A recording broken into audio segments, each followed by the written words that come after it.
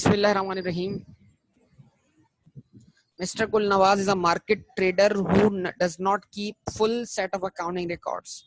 His transactions are mainly for cash, and although he keeps details of all his expenses, he has no proper record of his receipts from sales. आई बात, इसके पास receipts from sale का record नहीं है. You ascertain the following information which may be taken as correct. Motor van का opening balance दिया है, closing नहीं दिया हुआ, ठीक है. Opening stock 4500, closing 6100. मैंने बोला ये थोड़ा सा प्रिंटिंग का एरर है. Debtor opening 790, closing 1050. Creditors for suppliers, यानी क्रेडिटर फॉर सप्लाईज, इन्वेंट्री के लिए क्रेडिटर जो है 2530 और 3070. क्रेडिटर फॉर एक्सपेंसेस 900 और 820. प्री पेमेंट्स 160 और 215.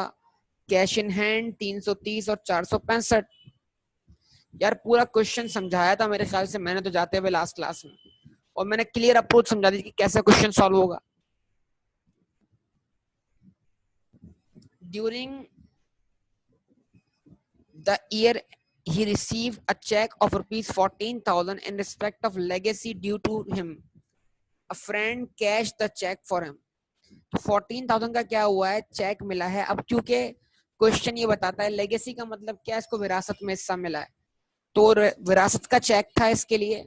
तो क्योंकि इसके पास तो कोई बैंक अकाउंट ही नहीं है, तो ऑब्वियसली इसके दोस्त ने उस चेक को क्या कर दिया, अपने अकाउंट में कैश करके इसको पैसे दे दिए. तो इसके पास तो क्या हुआ, कैश में इजाफा हुआ ना, तो इसके पास तो सिर्फ और सिर्फ कैश इन हैंड है भाई. तो 14,000 से आप कैश अकाउंट डेबिट करते हैं, 14,000 से आप कैपिटल अकाउंट क्रेडिट करते हैं. इसमें क्या इशू है मुझे बताइए आप. उसके बाद आप मुझे बताइए, आपके सामने है payments in cash were as follows. For supplies 52,180. For business expenses 7,215. For private purpose 6,250. motor van point number E देखना है फिर से. For casual wage 5,330. loan to brother, loan अगर ब्रदर को दिया है, भाई को लोन दिया है, लोन फ्रॉम ब्रदर और loan to brother. From brother का मतलब क्या है, लोन लिया है. लोन टू ब्रदर, भाई को लोन दिया है. तो जब लोन लेते हैं तो लायबिलिटी होता है, रिसीव करते तो क्या बनना चाहिए बेटा, जब लोन लेते हैं तो लायबिलिटी, जब लोन देते हैं तो क्या होना चाहिए. अगर आप लोन लेने वाले में से हो तो लोन लायबिलिटी, अगर आप लोन देने वाले में से तो लोन क्या होना चाहिए. बोलिए भाई, रिस्पॉन्स कीजिए भाई. एसेट, एसेट, बिल्कुल एसेट.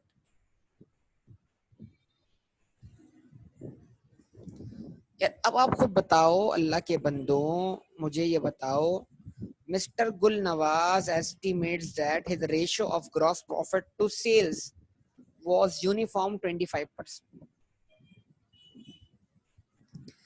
अब आप मुझे बताओ यार, देखो मैं आपसे पूछता हूं, क्या डेटर का ओपनिंग बैलेंस है. रिस्पॉन्स करो. मैं आपसे एनालाइज करने का बोलता हूं, अल्लाह के बंदों, क्या डेटर का ओपनिंग बैलेंस है, क्लोजिंग बैलेंस है, लेकिन क्या रिसिट फ्रॉम डेटर्स हैं. बज़ाहिर तो नहीं है. अपनी अप्रोच चेंज करके देखो, अप्रोच चेंज करके देखो. अब अगर रिसिट फ्रॉम डेटर नहीं तो देखो मार्कअप मार्जिन है. अच्छा भाई, मार्कअप मार्जिन है तो अप्रोच नंबर 2 की तरफ बढ़ते हैं. अप्रोच नंबर 2 में या तो मार्कअप मार्जिन से कॉस्ट ऑफ सेल के जरिए सेल वर्कआउट होगी, या सेल कॉस्ट ऑफ सेल में कन्वर्ट होगी. दो में से कोई एक काम होना है. अब आ जाओ कहां पर, क्या क्रेडिटर का ओपनिंग बैलेंस है, यस. क्लोजिंग बैलेंस है, यस. क्या पेमेंट टू क्रेडिटर है.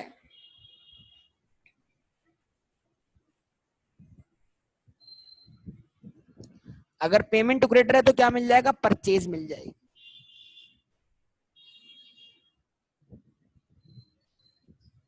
यस और नो. परचेज कहां रखी है आपने, इन्वेंट्री के अकाउंट में. इन्वेंट्री का ओपनिंग बैलेंस है, क्लोजिंग बैलेंस है, क्या मिल गई, cost of goods sold. Cost of goods sold पे लगाया मार्कअप या margin. Mister Gul Nawaz estimates that his ratio of gross profit to sales, margin. हाँ मार्जिन. तो क्या बन जाएगा, कॉस्ट ऑफ सेल सेल में कन्वर्ट हो जाएगा। तो अगर 25% मार्जिन है तो कॉस्ट ऑफ सेल 75% के बराबर हुई, डिवाइडेड बाय 75 मल्टीप्लाई बाय 100, आपको आंसर मिल जाएगा। यार आपके सामने क्वेश्चन मौजूद है और पूरा पूरा क्वेश्चन सॉल्व हो रहा है आपके सामने, आप मुझे बताइए इसमें क्या चीज है जो सॉल्व ना हो रही। ठीक है,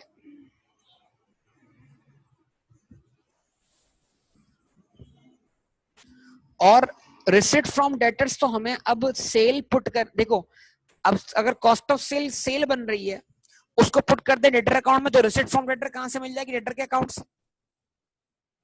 उसको पुट कर दे कैश के अकाउंट में, तो कैश अकाउंट तो रिसिट फ्रॉम डेटर नहीं निकल रही, क्योंकि क्वेश्चन तो ये बोल रहा है कि एफ पॉइंट क्या है, he agrees that any discrepancy on cash account should be regarded as additional personal drawings।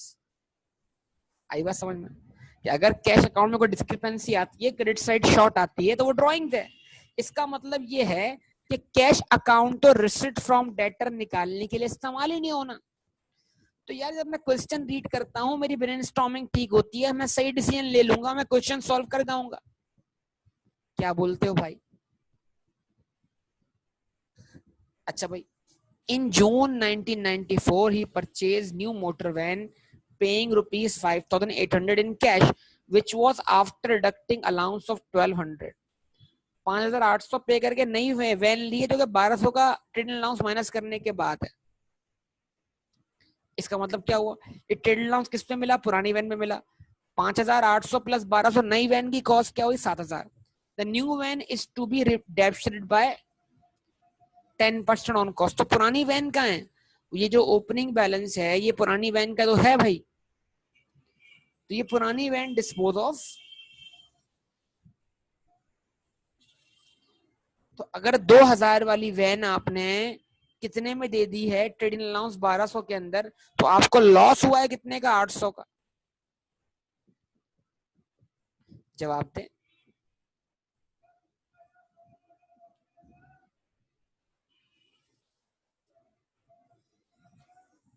क्या कहते हैं?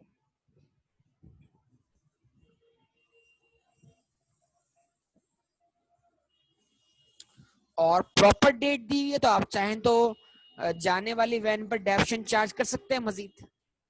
अगर प्रॉपर डेट दी हुई है, इन जून 1994 लिखा हुआ है, तो जून, जुलाई, जुलाई अगस्त और सितंबर और अक्टूबर,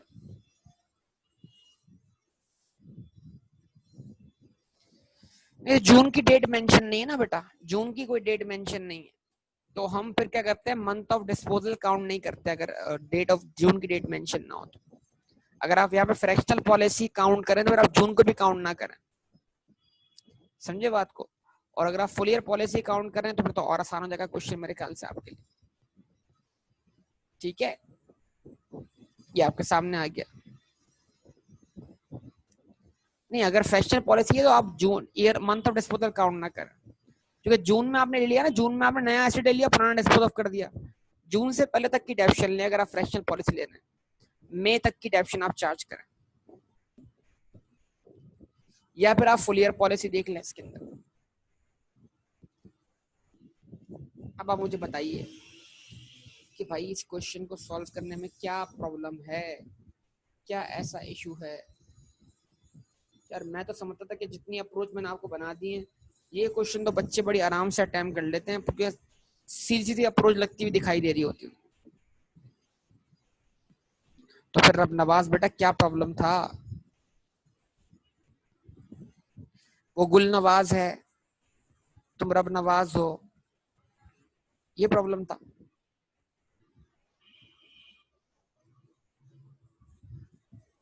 बताओ।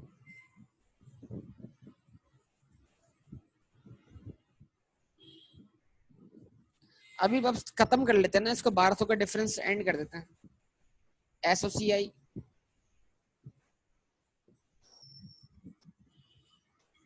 वो 1,200 ट्रेड अलाउंस का तो नहीं डिफरेंस बेटा कहीं।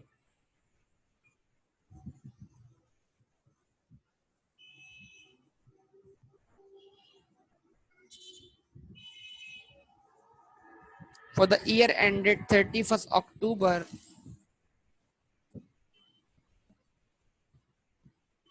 1994.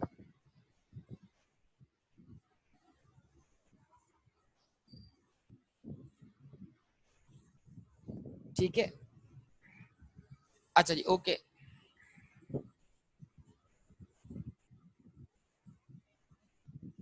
Sales working number 1,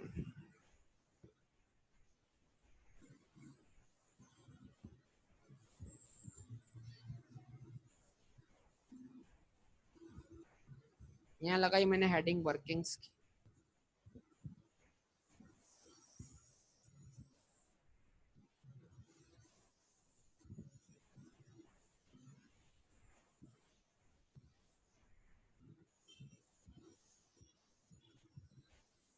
working number 1 आपके पास आ रही है सेल्स, लेकिन आप जानते हैं इस केस में सेल को वर्कआउट करने के लिए आपको कॉस्ट ऑफ सेल चाहिए। चलें, आज आपको एक मैजिकल अकाउंट दिखाते हैं। वर्किंग नंबर हम क्या करते हैं, वर्किंग नंबर 2 कर लेते हैं कॉस्ट ऑफ सेल्स के लिए। और कॉस्ट ऑफ सेल्स निकालने के लिए आज हम आपको थोड़ा सा मुख्तलिफ स्टाइल दिखाते हैं अकाउंट बनाने का, और वो है सुपर डुपर अकाउंट। किसका? अब सुपर डुपर अकाउंट बना दूंगा मैं किसका? मैं बोलता हूँ कि हम क्या कर देते हैं, हम इन्वेंट्री और सप्लायर के अकाउंट को मर्ज कर देते हैं। क्या ख्याल है? तो अगर मैं इन्वेंट्री और सप्लायर के अकाउंट को मर्ज कर दूंगा तो मुझे पहले क्रेडिटर अकाउंट से परचेज निकालने की जरूरत नहीं होगी, और डायरेक्ट मुझे जो आंसर मिलेगा वो कॉस्ट ऑफ सेल के बराबर मिल जाएगा। आप उसको वेरीफाई कर लें। अच्छा बताइए, सब लोग बताइए, सब लोग वेरीफाई कीजिएगा, सब लोग ये सीख लें, आपको फायदा होगा इस चीज से। जब तक मैंने आपको बताया नहीं है, जरा आप देख लीजिएगा। यकीनन आप सबने कॉस्ट ऑफ सेल निकाली होगी, तो यकीनन कॉस्ट ऑफ सेल की वैल्यू वेरीफाई भी हो जाएगी। मेरा अलग स्टाइल होगा, आपका अलग स्टाइल होगा। Opening stock 4500, opening creditor 790।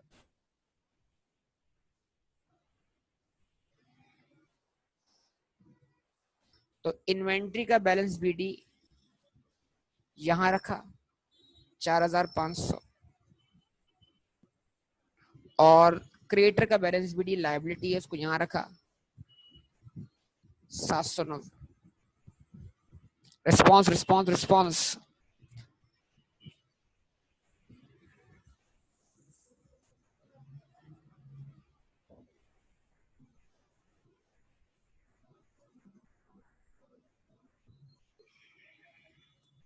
ऐसे ही है।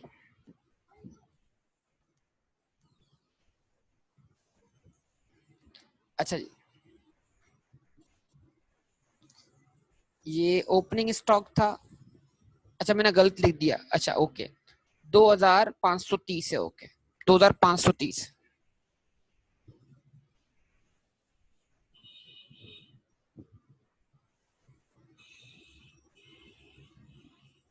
वो डेटर का बैलेंस, ओके जी। अच्छा उसके बाद क्लोजिंग स्टॉक का वैल्यू कितना है? 6100, और क्लोजिंग सप्लाई का बैलेंस है 3070।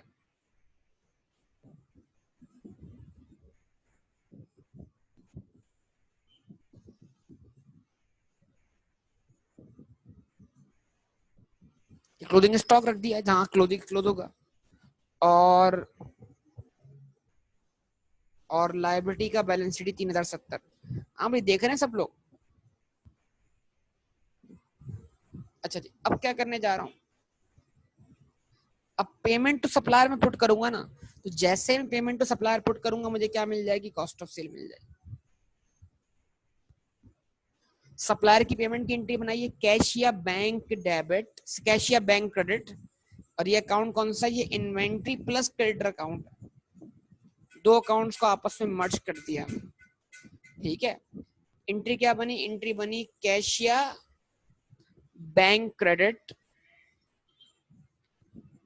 पेमेंट टू सप्लायर कितनी है आप जरा देखिए सब लोग, कैश या बैंक क्रेडिट, इतने अमाउंट से। तो अगर कैश या बैंक क्रेडिट हुआ तो जो भी अकाउंट है वो क्या हुआ है, डेबिट हुआ है 52,180 से। जैसे आपने इसको यहाँ रखा कैश के रेफरेंस से, तो अब जो डिफरेंस यहाँ पर आएगा वो सीधा कॉस्ट ऑफ सेल आएगा, और वो अमाउंट जो होगा वो परचेज नहीं होगा, डायरेक्ट कॉस्ट ऑफ सेल्स का अमाउंट आपके सामने आ जाएगा। कितने से बेटा, 51,120 से। चेक कर लें, क्या आपके पास यही कॉस्ट ऑफ सेल आई थी सब लोग?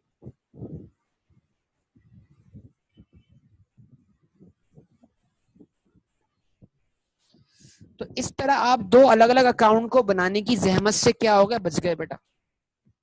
सही है ना? अच्छा, अब इसका मतलब क्या हुआ, अब आप सेल निकाल लें। सेल क्या है, 51,120 multiplied by what, 100 divided by what, 75। ये आपकी सेल्स की वैल्यू आ गई। बताइए,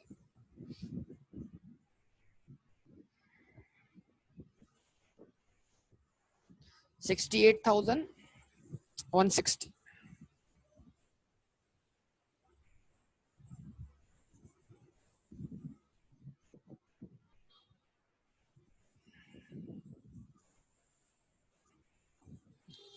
ठीक है जी, सही है बेटा, बोलिए, रिस्पॉन्स दीजिए मुझे। 68,160। तो 68,160 सेल्स है।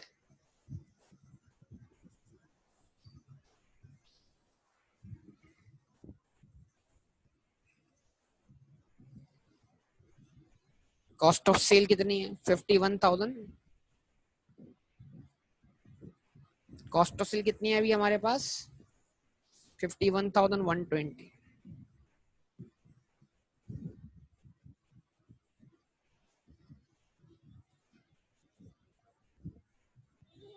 और इन दोनों का डिफरेंस जो है वो क्या है, ग्रॉस प्रॉफिट है।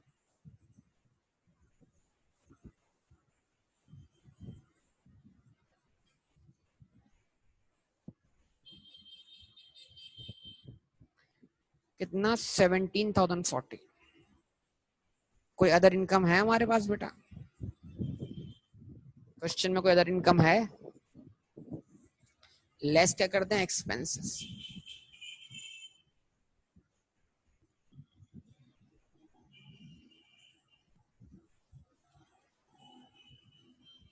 अब एक्सपेंसेस क्या क्या आपके पास आते हैं, ठीक है जी। एक्सपेंसेस क्या क्या आपके पास जरा दिखते हैं। देखिए, पहली बात तो क्या है, ओवरऑल जो आपने एक्सपेंसेस पे किए वो क्या है, बिजनेस एक्सपेंसेस 7,215। अच्छा, अब यहाँ पर ऊपर क्या लिखा हुआ आ रहा है हमारे पास, creditor for expense, expense paid in advance, ये इसी के लिए है। इसका मतलब क्या है, इस एक्सपेंस की, ये जो एक्सपेंस का पेमेंट है, इस पेमेंट का अक्रूवल भी है और प्रीपेड भी है, दोनों एडजस्ट करना है। यस और नो? ये बात तो आप सीख चुके हैं, जवाब दीजिए। ऐसा ही है। अच्छा, उसके अलावा क्या है, कैजुअल वेज है, दो हो गए। इसके अलावा क्या है, लॉस ऑन डिस्पोजल है, और फिर तीसरी चीज उसके बाद क्या है, डेप्रीसिएशन है। ये चार आइटम ही एक्सपेंस के तौर पे अवेलेबल हैं, इसके अलावा कोई और चीज दिखाई नहीं देती है। तो सबसे पहले वेजेस लिख दें आप, इसमें कोई लंबी चौड़ी वर्किंग नहीं है आपके लिए, जो पेमेंट है वही आपका एक्सपेंस है। वेजेस 5,330, सही है। और उसके बाद अब एक्सपेंसेस हैं, इसको आप बोलते हैं सन्ड्रा एक्सपेंसेस, मतलब बाकाया जितने भी एक्सपेंसेस सब मिलाकर। अब इसकी वर्किंग क्यों करनी पड़ रही है, इसलिए कि इसकी पेमेंट दी हुई है और इसका अकाउंट भी है, मतलब इसका ओपनिंग अक्रूवल भी है, क्लोजिंग अक्रूवल भी है, इसका ओपनिंग प्री पेमेंट भी है, क्लोजिंग प्री पेमेंट भी है। क्या करें, ये पूरा क्वेश्चन समझ लें, एक तरह से आप सुपर डुपर अकाउंट के जरिए सॉल्व कर रहे हैं। अच्छा जी, आप क्या कर लें,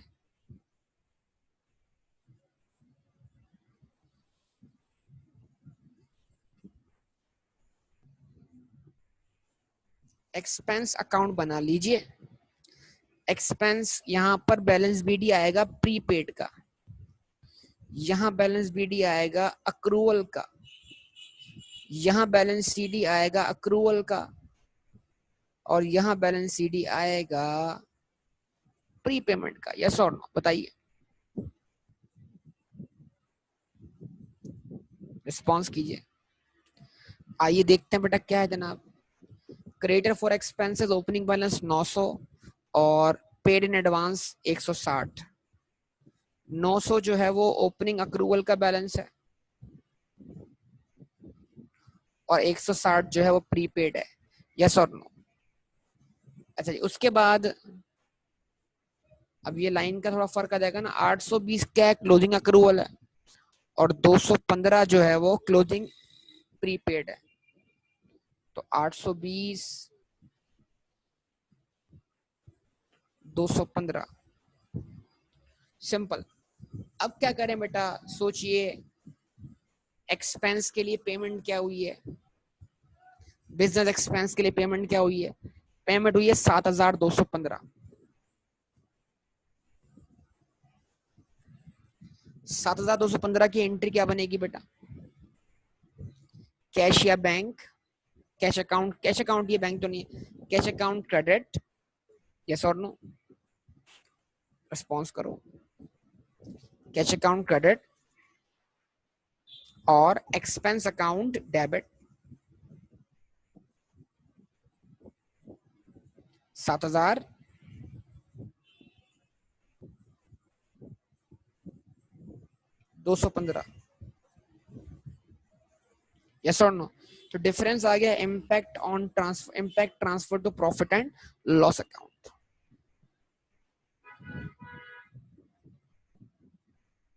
$7080।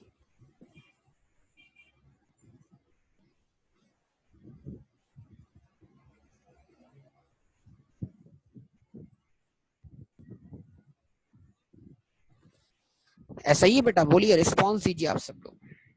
तो 7080 आपका एक्सपेंस है, चार्ज कर दें प्रॉफिट एंड लॉस अकाउंट में।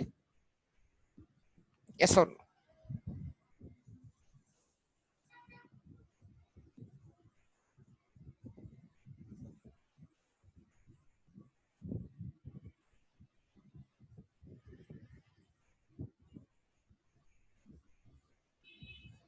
अच्छा, उसके बाद बेटा, अब उसके बाद नेक्स्ट हमारे पास क्या है, नेक्स्ट हमारे पास आता है आपके पास लॉस ऑन डिस्पोजल। अच्छा, अगर मैं फुल ईयर पॉलिसी अज्यूम करूं तो लॉस ऑन डिस्पोजल बहुत सिंपल है। 2000 एसेट की WDV है ऊपर, 1200 उसकी ट्रेडिंग अलाउंस मिल रही है और 800 रुपए का लॉस आ जाएगा। यस और बोलिए। अगर मैं फुल ईयर पॉलिसी अज्यूम करूं तो जिंदगी बड़ी आसान है, लेकिन अगर मैं फ्रैक्शनल पॉलिसी अज्यूम करता हूं तो जिंदगी मुश्किल हो जाएगी। अच्छा, एक काबिल गौर बात है जो मुझे हिंट करती है किस चीज के ऊपर, कि मुझे फुल ईयर पॉलिसी अज्यूम करनी चाहिए। कैसे? क्वेश्चन कहता है the new van is to be depreciated by 10% on cost. Question ने तो पुरानी वैन का रेट ऑफ डेप्रिसिएशन तो बताया नहीं भाई। तो क्या एग्जामिनर ने खुद ही हमारी जिंदगी आसान नहीं कर दी? देखिए, जून की वजह से मुझे लग तो रहा है कि मुझे फ्रैक्शनल डेप्रिसिएशन चार्ज करनी चाहिए, लेकिन जो ये अल्फाज है एग्जामिनर के, the new van is to be depreciated at 10% on cost, क्या ये अल्फाज इस चीज को हिंट नहीं कर रहे कि यार ये जो rate of depreciation new van का है, पुरानी वैन का तो रेट ऑफ डेप्रिसिएशन बताया नहीं है। तो जब पुरानी वैन, और ये भी नहीं बोल सकते कि सेम है, तो जब पुरानी वैन का रेट ऑफ डेप्रिसिएशन बताया ही नहीं गया तो फिर हमें क्या अज्यूम करना चाहिए, full year policy, that's all. क्या कहते हैं, रिस्पॉन्स दीजिए।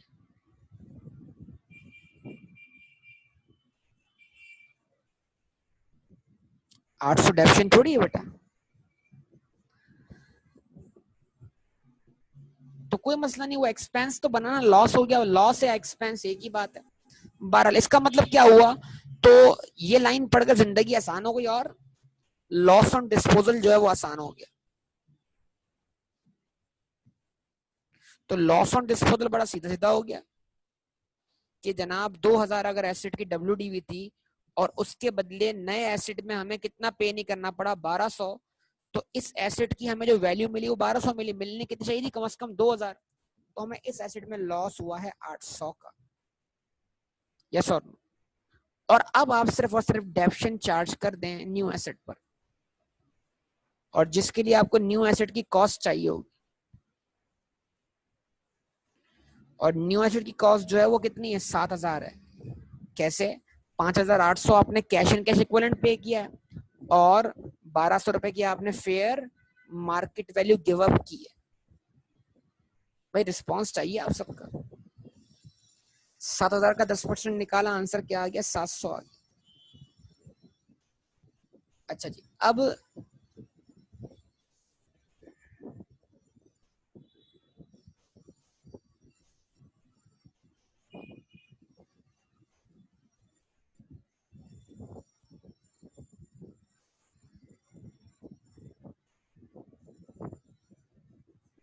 सही है ना, टोटल बता दीजिए, टोटल।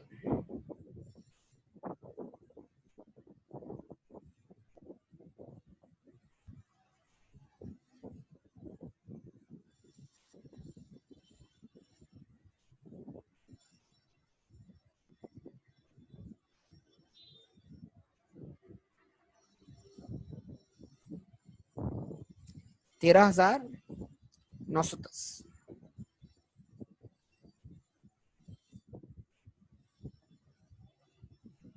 और एक्सपेंसेस का माइनस कीजिए सम, तो नेट प्रॉफिट आपके पास क्या आता है, 3130। जबरदस्त बेटा, तो 3130 जिसका आंसर है वो करेक्ट है, कि नेट प्रॉफिट आ गया।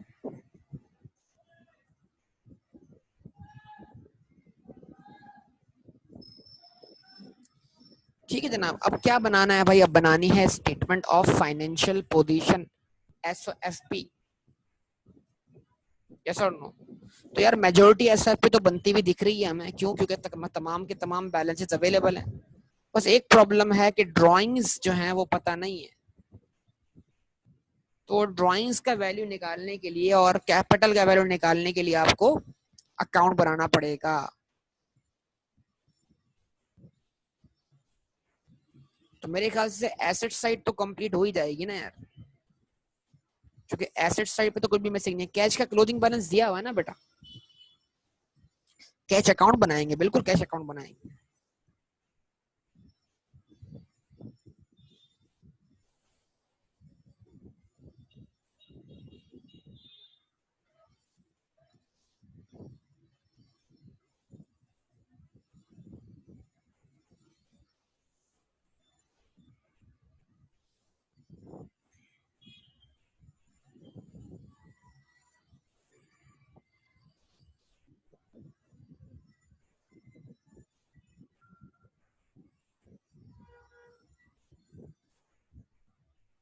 नॉन करंट एसेट्स,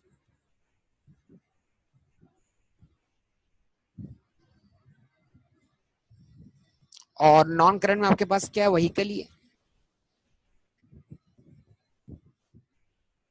7000 व्हीकल की कॉस्ट है, 700 आपने उस पर चार्ज की है डेप्रीसिएशन, तो बैलेंस कितना बचा, 6300। यस और नो बोलिए बेटा, रिस्पॉन्स दीजिए, रिस्पॉन्स चाहिए आप सबका।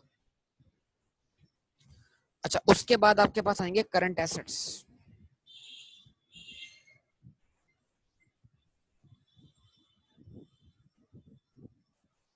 और करंट एसेट्स का बैलेंस क्या है,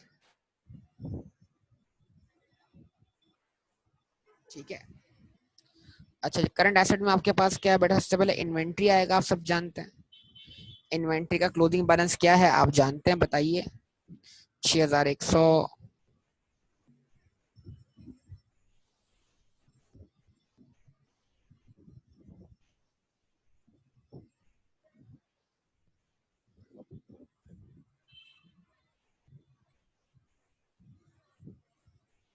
अच्छा, उसके बाद अकाउंट रिसीवेबल,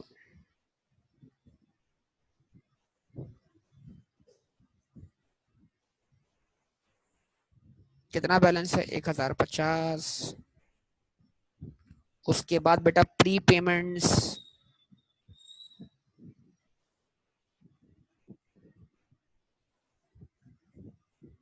215। और अब और अगर एसेट ना हो तो क्या है? हाँ, लोन टू ब्रदर, यार लोन टू ब्रदर तो रह गया। वेरी गुड, वो वहां से उसके पास से गया था। तो यार ये लोन टू ब्रदर, चलो यहाँ लिख देते हैं लोन टू ब्रदर को करंट एसेट में। वैसे नॉन करंट भी हो सकता है, भाई को लोन दिया, पता नहीं कब भाई वापस करे, करे भी या ना करे। चलो अब गलती हो गई तो कोई इशू नहीं है, उसको अगर हम नॉन करंट में शामिल कर लेते तो बेहतर था। अब देखो इस तरह एग्जामिनेशन में पड़ी हुई इंफॉर्मेशन ओमिट हो जाती है, और वो ओमिट होने की बना पर क्वेश्चन हमसे बैलेंस नहीं हो रहा होता। तो क्वेश्चन बड़ा अच्छे से रीड करना होता है कि हाँ भाई, वो जो हमारे पास से कैश गया है उसके बदले कैश तो क्रेडिट हो गया, एसेट डेबिट हो गया। तो वो एसेट डेबिट करना हम भूल गए तो बैलेंस शीट बैलेंस कैसे होगी, सोचिए जरा। ठीक है, फिर कैश का क्लोजिंग बैलेंस कितना आ रहा है हमारे पास बेटा, क्वेश्चन ने बताया हुआ, कैश इन हैंड 465। ठीक है जी, तो ये आपकी एसेट साइड का सम हो जाएगा।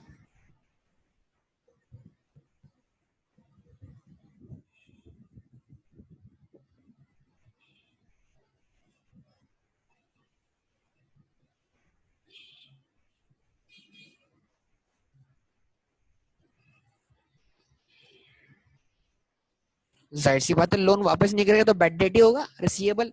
कोई भी रिसीवेबल अगर वापस ना मिले तो बैड डेट ही होना है, लेकिन अभी तो बैड डेट तो नहीं बोल सकते ना क्वेश्चन में इसको। हाँ जी, सम कितना बताया आपने? 11,360। 11,360 आपने प्लस कर दिया, और इस 6,300 में टोटल, यार 11,330 है या 360 है भाई, क्या है?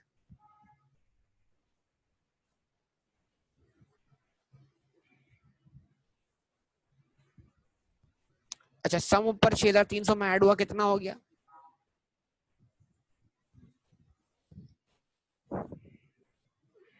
17,630।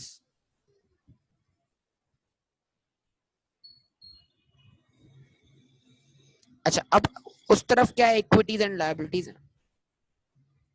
अब हमें पता है भाई हमें क्या क्या नहीं मालूम, लेकिन हम फिर भी कुछ चालाकी और होशियारी से चीजें निकाल सकते हैं। लेकिन इस तरह करते हुए आपका क्वेश्चन एकदम परफेक्ट होना चाहिए।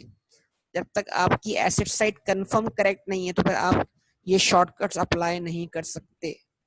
तो ये वो वाली बात है, do not try this at home, do not try this in examination hall, जब तक कि आपको ग्रिप ना हो। अगर ऊपर हमसे भी वो लोन टू ब्रदर रह जाता तो मसला हो जाता, तो एसेट साइड फिर सही नहीं होती। ऐसा जी, कैपिटल नहीं मालूम, ऐड क्या करना है? ड्रॉइंग्स, सॉरी ऐड करना है नेट प्रॉफिट।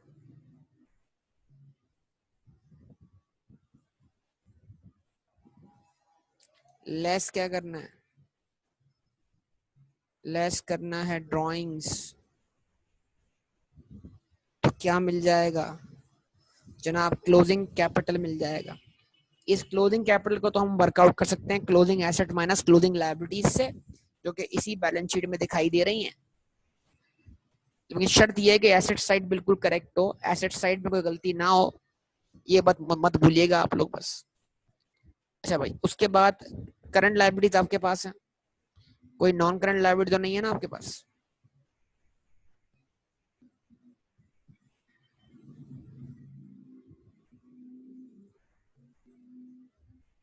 अच्छा, करंट लायबिलिटीज आपके पास दो हैं।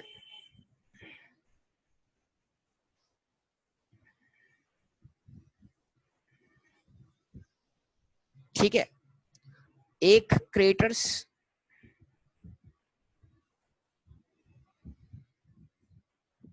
सप्लायर्स के बैलेंसेस, और दूसरा आपके पास क्या, अक्रूड एक्सपेंसेस।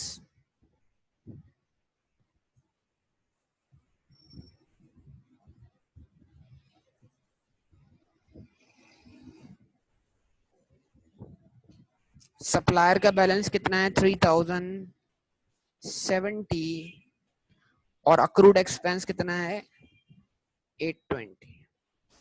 इन दोनों का सम बताइए क्या बनता है।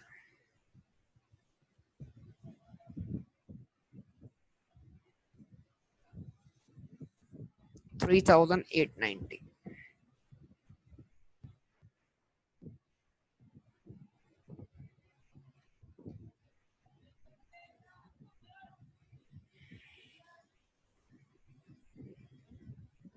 सही है।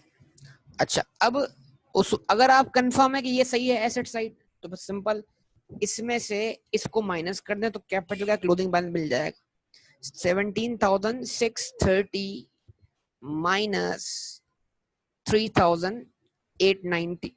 क्या बचा आपके पास 13,740। सही है जी। अच्छा ओके, अब कैपिटल कैपिटल का ओपनिंग बैलेंस मालूम नहीं है, प्रॉफिट हमने कितना वर्कआउट किया मालूम है 3,130 प्रॉफिट ऐड हो रहा है। अब प्रॉब्लम यहाँ पर ये आ रही है कि सर दो चीजें मिसिंग है। अगर ड्राइंग होती तो हम कैपिटल कैलकुलेट ही नहीं करते। अब आप डिसीजन ले लें कि आपने कैलकुलेट क्या करना है। कैपिटल कैलकुलेट कर लेंगे तो ड्राइंग मिल जाएगी इजीली। लेकिन अगर आप ड्राइंग कैलकुलेट करना चाहते हैं तो फिर आपको ये सोचना है कि जो सेल आई है ना उसको पुट करना है आपने डेटर के अकाउंट में, वहां से निकालनी है रिसिप्ट फ्रॉम डेटर्स और फिर उसको पुट करना है कैश के अकाउंट में ताकि कैश अकाउंट से क्या आ जाए ड्राइंग आ जाए। तो अभी आसान सोल्यूशन क्या है, चले हम इसको डबल वेरीफाई करते हैं। हम इसको डबल वेरीफाई आप सिर्फ इतना कर दें opening assets minus opening liabilities के जरिए, opening asset minus opening liabilities के जरिए क्या कर दें हमें ओपनिंग कैपिटल निकाल के बता दीजिए सब लोग। Opening assets minus opening liabilities बताइए बताइए। Opening asset minus opening liabilities, opening capital कितना है 4,350 है। देख लें बेटा,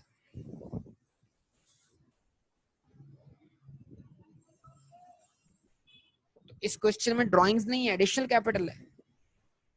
हाँ एडिशनल कैपिटल भी तो है ना, बिल्कुल सही। वो जो लेगेसी वाला अमाउंट आ रहा है, सही कह रहा है।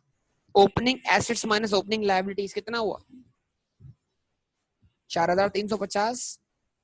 जो 4,350 ने वो अमाउंट लेगेसी वाला क्या कर दिया ऐड कर दिया 14,000। तो अब आपका ओपनिंग कैपिटल कितना हो गया 18,000। मतलब ये कैपिटल जो होता है ना ये होता है वैसे क्लोजिंग है अगर एडिशन हुआ है तो, लेकिन प्रॉफिट और ड्रॉइंग एडजस्टमेंट होने से पहले होता है। तो ये आपका असल में ओपनिंग कैपिटल है, उसमें इस साल इजाफा हुआ है, लेकिन अभी ये दो एडजस्टमेंट होना क्या है बाकी है। अच्छा जी, तो 14,000 की जो लेगेसी की रकम मिली है वो उसमें ऐड हो गई, कितना हो गया आपके पास 18,350। अब आप सोचें कि अगर आपके पास बेटा ओपनिंग कैपिटल 18,350 था एडिशनल कैपिटल ऐड करने के बाद और नेट प्रॉफिट 3,130 है, तो इन दोनों का सम कितना बनता है बताइए 18,350 प्लस 3,130। 18,350 माइनस 3,130। तो अगर आपके पास कैपिटल का बैलेंस 21,480 होना चाहिए था और है कितना बैलेंस 13,740, तो बीच में से दरमियान से रकम कहाँ गई वो ड्राइंग हो गई। वो ड्राइंग कितनी है 7,740।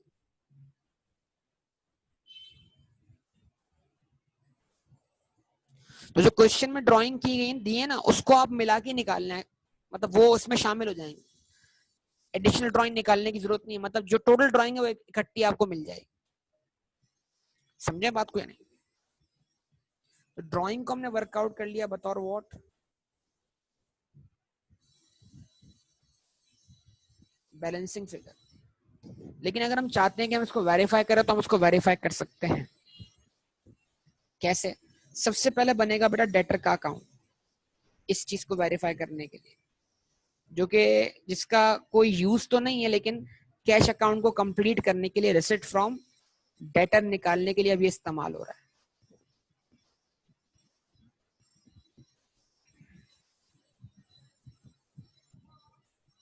बताइए डेटर का बैलेंस बीडी कितना है, आप सब बताइए।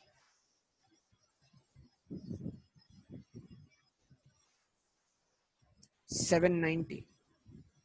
Balance CD 1050। सेल्स कितनी वर्कआउट की हमने, सेल्स कितनी वर्कआउट की, 68,160।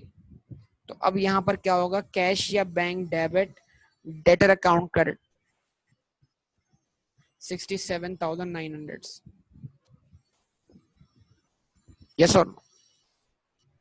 तो ये हमने यहां से निकाल लिया ताकि इसको हम रख सकें कैश के अकाउंट में, ताकि हमारा कैश अकाउंट कंप्लीट हो सके। और कैश अकाउंट जब कंप्लीट होगा तो हमें वहां से क्या मिलेगा बेटा, ड्राइंग का वैल्यू मिलेगा। अब आप बना लें कैश अकाउंट डबल वेरीफाई करने के लिए।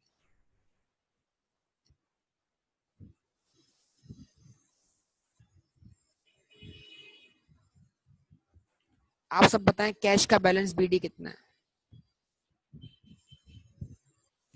330 है। इस साल एडिशनल कैपिटल कितने से आ रहा है, 14,000 से। एंट्री क्या बनी, कैश अकाउंट डेबिट हुआ, कैपिटल अकाउंट क्रेडिट हुआ। इसका इफेक्ट हमने दिखाया, यस और नो। जो ओपनिंग कैपिटल था पहले वो इतने से बढ़ा है, उसके बाद फिर उसमें प्रॉफिट और ड्राइंग का इफेक्ट आ रहा है। रिस्पॉन्स दे बेटा, ये एंट्री बनी कि नहीं बनी।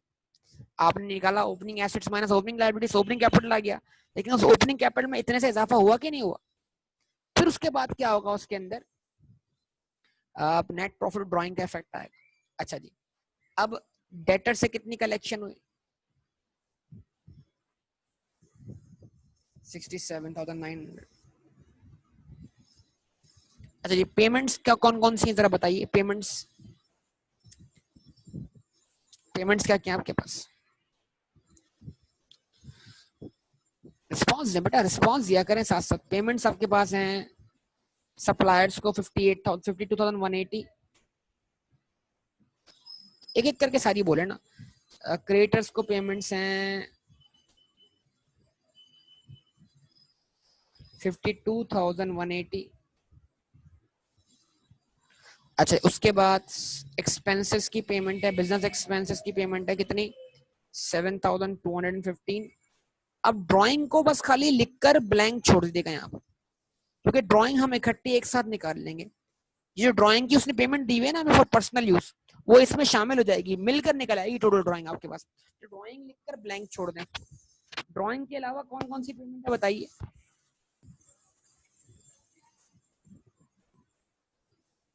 वेजेस 5,330।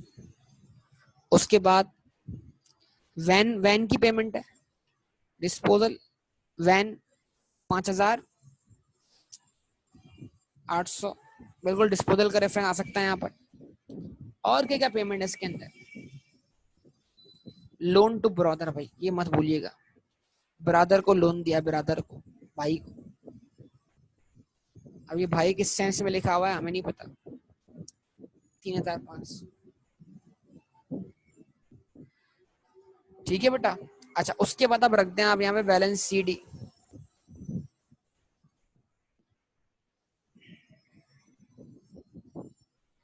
$465। तो जैसे आप उसको यहाँ रखते हैं तो आप ड्राइंग ओवरऑल निकाल लें बतौर बैलेंसिंग फिगर। इसमें ड्राइंग का वो एलिमेंट भी रहेगा जो आपको बताया गया है, और जो इजाफी ड्राइंग्स है वो भी इसी में शामिल होकर निकल आएंगे,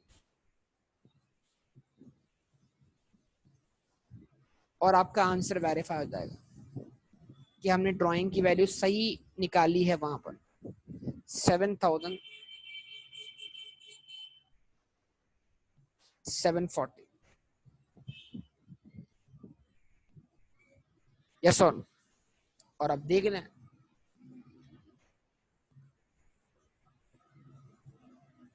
ये ड्राइंग ये रही सेम टू सेम आपके पास। तो आंसर वेरीफाई हो गया आपका। रिस्पॉन्स दीजिए बेटा। अब देख लें यार, आपको प्रैक्टिस करनी है, अगर आप प्रैक्टिस नहीं करोगे तो बात कैसे बनेगी। अब ये है कि एक काम ये करो बेटा, क्वेश्चन बैंक के छुट्टियां ना, तुम्हारे पास छुट्टियां होंगी कुछ दिनों की, तो टाइम नहीं जाया करना, पढ़ाई करनी है उसके अंदर। क्वेश्चन बैंक के शुरू वाले 10 क्वेश्चन करो, I cap question bank, incomplete records, क्योंकि उसका सोल्यूशन भी होता है ना, तो वो तो आप कर लोगे इंशाल्लाह। जवाब दो।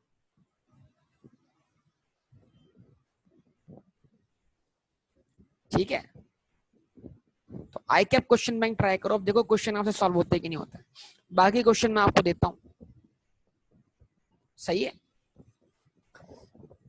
तो आप वहां पे आगे बढ़ो, उसमें पास पेपर्स भी हैं बहुत सारे, तो आपके साथ साथ यानी आपकी तरह इसमें ग्रोथ हो। तो ये टॉपिक बड़ा, इसमें कुछ इंपॉर्टेंट 3-4 क्वेश्चन मैं करवा दूंगा, तो उसके बाद हम इसको आगे मूव कर देंगे जनाब। अब ये फाइनल अकाउंट की तरह है, इसकी प्रैक्टिस जितनी करोगे उतना आपकी ग्रिप में आना शुरू हो जाएगा। ओके बेटा, ओके, तो यहाँ पर एंड करेंगे, बाकी बात अगली क्लास में। अल्लाह हाफिज।